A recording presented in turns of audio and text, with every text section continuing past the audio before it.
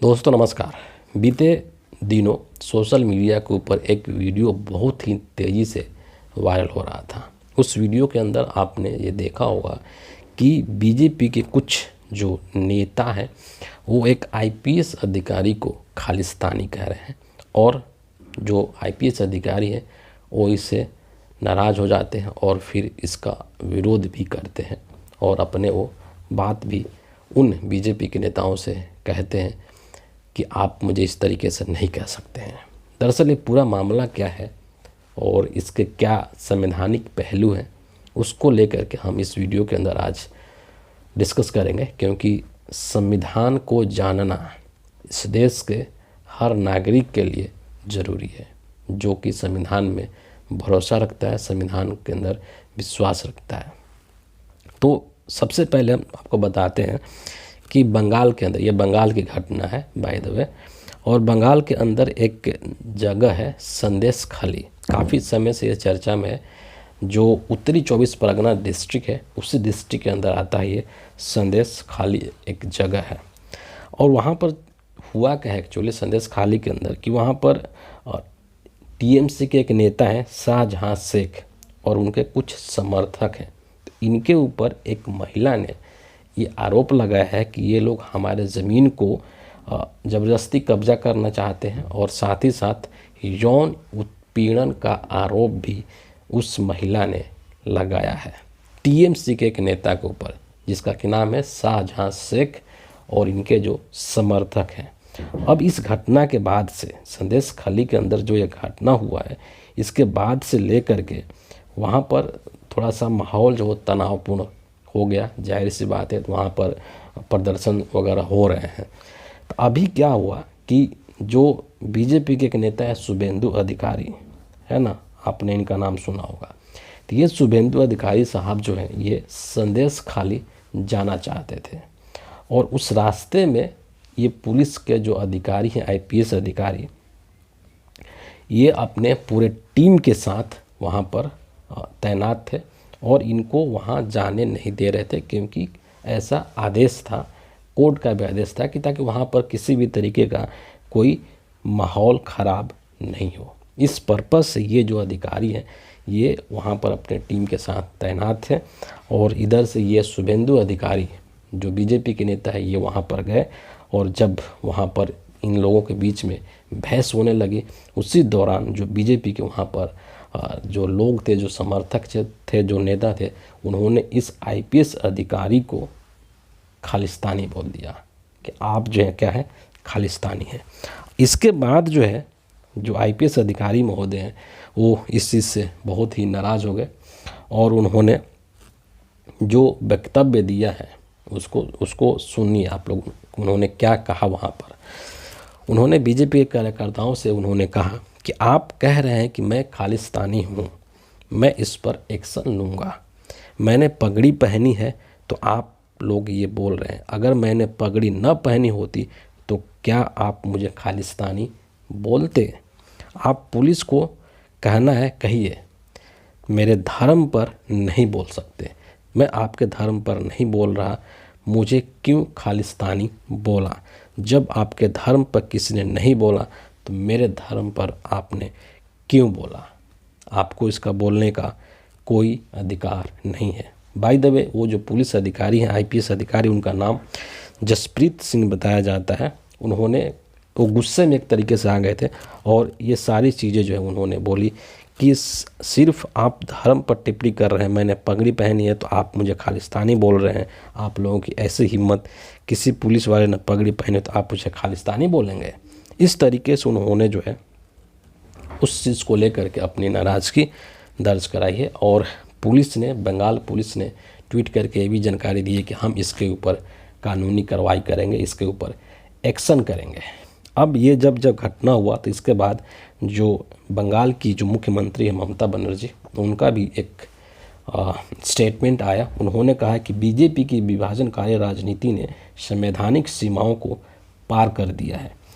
इनकी हरकतें सिखों की छवि खराब करने की कोशिश है, जिन्होंने देश के लिए बलिदान दिया है। ये स्टेटमेंट ममता बनर्जी की तरफ से आया है। अब इस घटना से संबंधित राहुल गांधी जी का जो बयान आया है, जो ट्वीट आया है, उसको मैं आपसे शेयर करूंगा।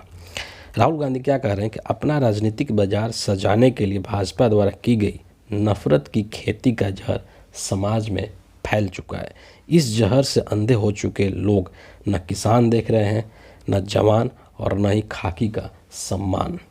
देश आईपीएस जसप्रीत सिंह के साथ है। तमाम लोगों ने आईपीएस जसप्रीत सिंह का पक्ष किया है, पक्ष रखा है और उनके पक्ष में खड़े होते दिखाई दे रहे, क्योंकि अपनी जगह पर जसप्रीत सिंह बिल्कुल सही है। कैसे सही है उसके बारे में भी हम अभी आगे बात करेंगे, लेकिन उसके पहले दीपेंद्र हुड्डा का बयान मैं ज़रूर आपको सुनाऊंगा। क्या कहते हैं कि पश्चिम बंगाल में भाजपा नेताओं द्वारा पगड़ी पहनने एक आईपीएस पुलिस अधिकारी को खालिस्तानी बोलना सिर्फ आईपीएस जसप्रीत सिंह और उनकी पगड़ी का नहीं, बल्कि भारत और भारतीयता का भी अपमान है।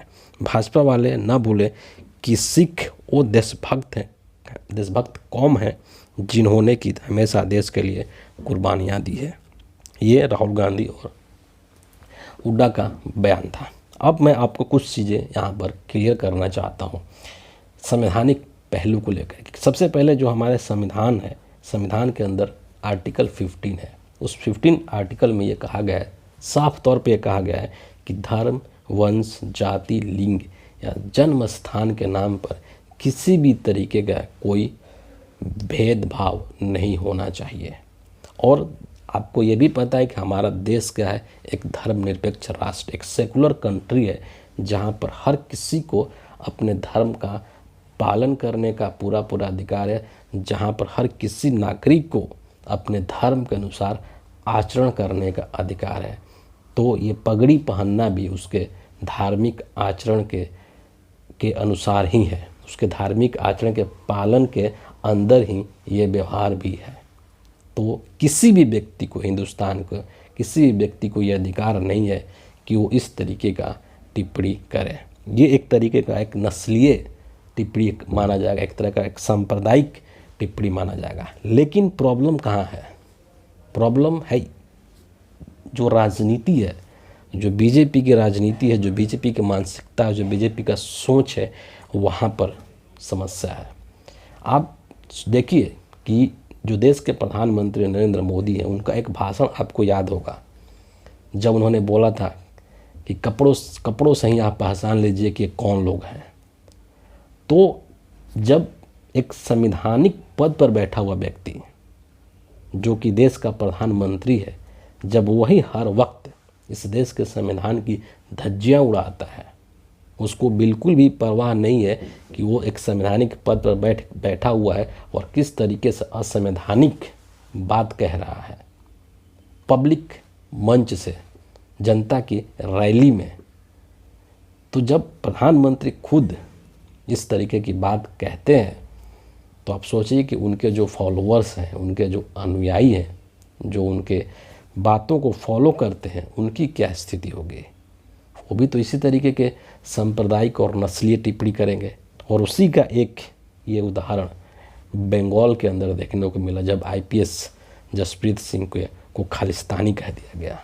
एक और चीज़ मैं आपको बता दूं कि अभी जो किसान आंदोलन चल रहा है, इस किसान आंदोलन के अंदर पंजाब के बहुत सारे किसान हैं।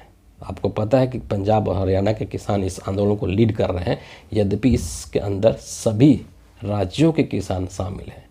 इसमें पंजाब के जो किसान हैं वो मुख्यतः सिख हैं, ये भी आप जानते हैं अच्छे तरीके से। और ये जो बीजेपी का जो ट्रोल आर्मी है, जो बीजेपी का जो तंत्र है, जो आईटी सेल है, जो गोदी मीडिया है, ये गाहे बगाहे अक्सर इन सिख किसानों को खालिस्तानी कहते हुए आपको मिल जाएंगे। ये खालिस्तानी है, ये किसान नहीं है। ये मतलब ऐसे बोल देते हैं जैसे लगता है कि इनको ये अधिकार किसने दे दिया है। तो देश के प्रधानमंत्री नरेंद्र मोदी को ये चाहिए कि आप चूँकि एक संवैधानिक पद पर बैठे हुए हैं, आप चूँकि एक संविधान के शपथ लेकर के उस पद पर बैठे हुए हैं, तो संवैधानिक मूल्यों का सम्मान करना आपका दायित्व है। और आपको अपने समर्थकों को, जो आपके अंधभक्त हैं, जो ब्लाइंडली आपको फॉलो करते हैं, उनको आपको समझाना चाहिए कि इस तरीके से संविधान का और संवैधानिक मूल्यों का माखौल मत मुड़ाओ। इसीलिए तो कहते हैं कि इस देश के अंदर संविधान खतरे में है, क्योंकि जो सर्वोच्च व्यक्ति है, जो सर्वोच्च पद पर बैठा हुआ व्यक्ति है, वही इस देश के संविधान को कुछ नहीं समझता है। तो उसके फॉलोअर्स क्या समझेंगे। उसका एक एग्जाम्पल ये था जसप्रीत सिंह IPS अधिकारी, जिसको कि इन लोगों ने खालिस्तानी कह दिया। आप क्या सोचते हैं इस पूरे घटना को लेकर के, ज़रूर कमेंट करके हमसे वीडियो के अंदर आपका आइडिया जो शेयर कीजिए। इस वीडियो में इतना ही है। आप सभी का बहुत बहुत धन्यवाद।